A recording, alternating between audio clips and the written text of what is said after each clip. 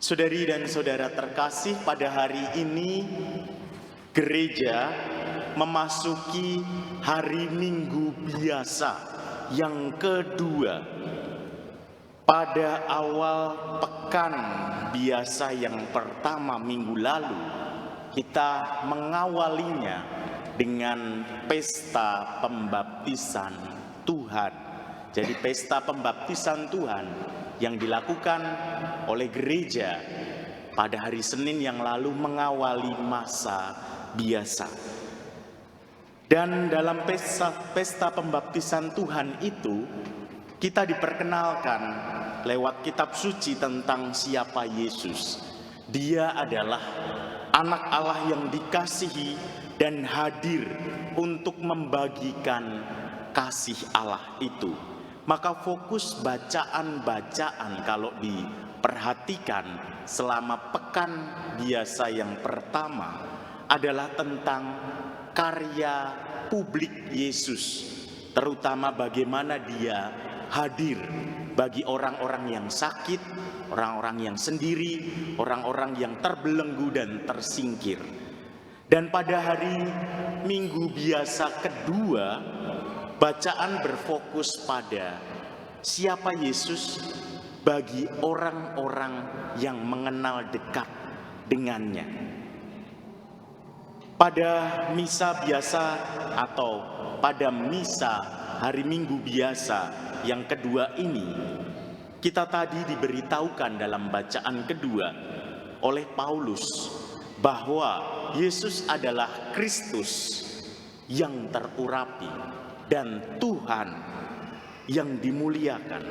Paulus memang tidak secara langsung mengalami perjumpaan atau melihat Yesus dan dia bisa mengatakan itu, tetapi ia bisa mengatakan Yesus adalah Kristus dan Tuhan karena mengalami perjumpaan dengan komunitas yang percaya pada Kristus, dan bagaimana kemudian dia menemukan titik-titik refleksinya lewat pengalaman setiap hari.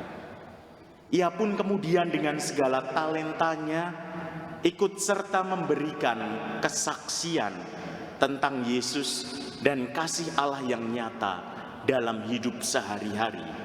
Dan dalam bacaan Injil, kita juga tadi mendengar bagaimana Yohanes menyebut Yesus sebagai anak domba Allah yang menghapus dosa dunia.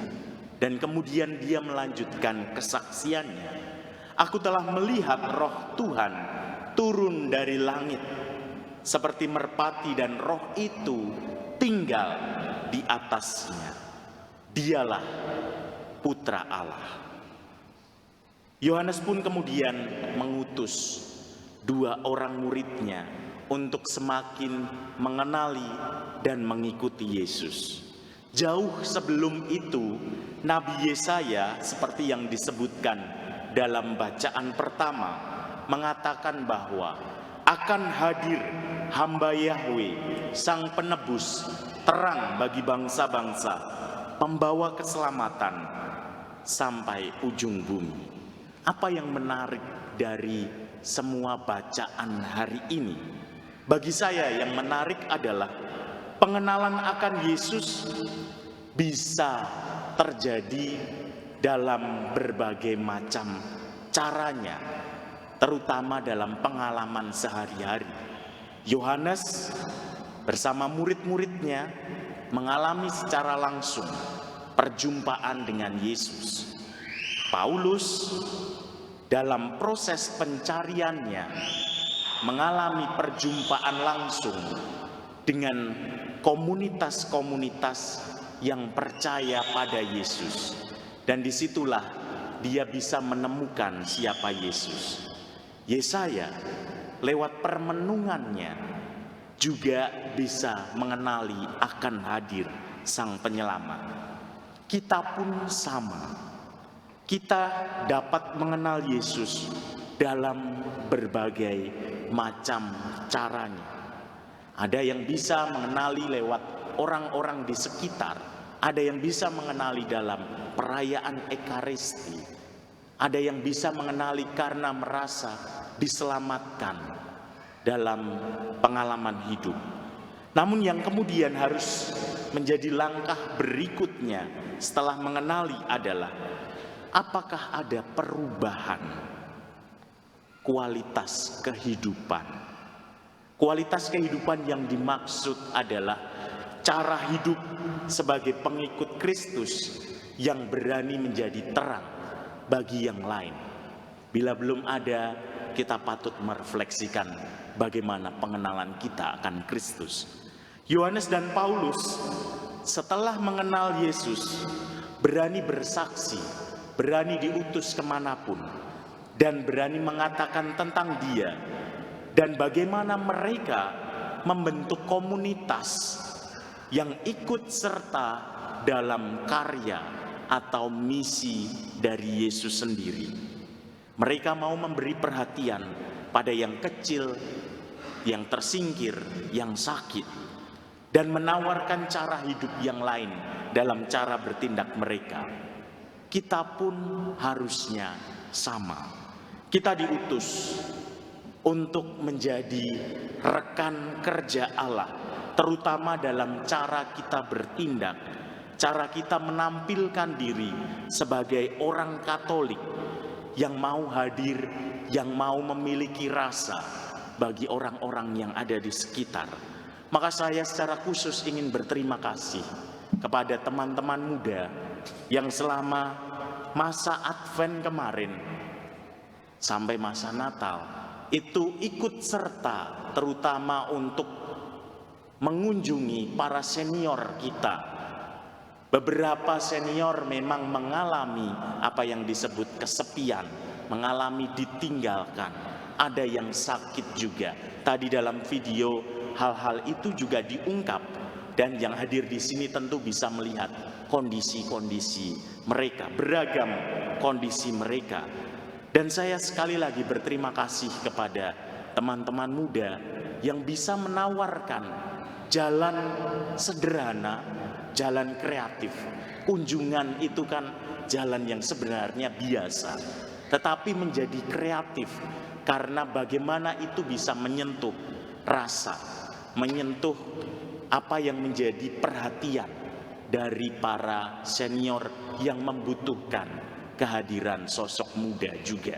Dan bagi kita orang muda, tentu pengalaman ini juga bisa menjadi bekal bagaimana kita bisa memberi perhatian kemudian kepada orang tua kita ataupun orang-orang yang ada di sekitar.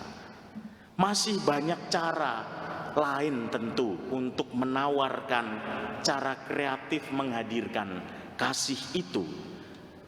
Tentu tidak harus dengan koar-koar di jalan atau di setiap ketemu orang harus percaya pada Yesus, kamu harus masuk Katolik dan lain-lain. Tidak harus atau tidak usah dengan cara itu. Tetapi kita bisa dengan cara-cara yang lebih sederhana, mengunjungi yang sakit, atau mau mengembangkan diri dengan talenta yang ada. Yang bisa main musik, silahkan berikan, explore sebanyak-banyaknya dan main musiklah, berikan yang terbaik untuk itu. Yang bisa bernyanyi, bernyanyilah untuk Tuhan. Ataupun yang bisa untuk mau bergabung dalam sebuah komunitas-komunitas gereja, bergabunglah, tumbuhlah bersama dengan komunitas-komunitas gereja itu sendiri, mau mengembangkan diri di dalamnya bersama dengan orang-orang Katolik lainnya. Dan tentu yang paling pokok adalah tetap mau menjalin relasi dengan Allah sebagai sumber kehidupan. Maka mari kita mohon rahmat dari Allah agar apa yang terus kita cari dapat kita temukan dalam komunitas gereja Katolik kita, karena Allah sendiri telah hadir dalam gereja ini. Maka setelah mengenali, kita pun berani untuk membawakan sukacita dalam hidup harian, terutama dengan pengembangan diri, pengembangan kasih, dan menampilkan cara hidup Kristiani. Kemuliaan kepada Bapa dan Putra dan Roh Kudus. Seperti pada permulaan, sekarang, selalu, dan sepanjang segala abad. Amin.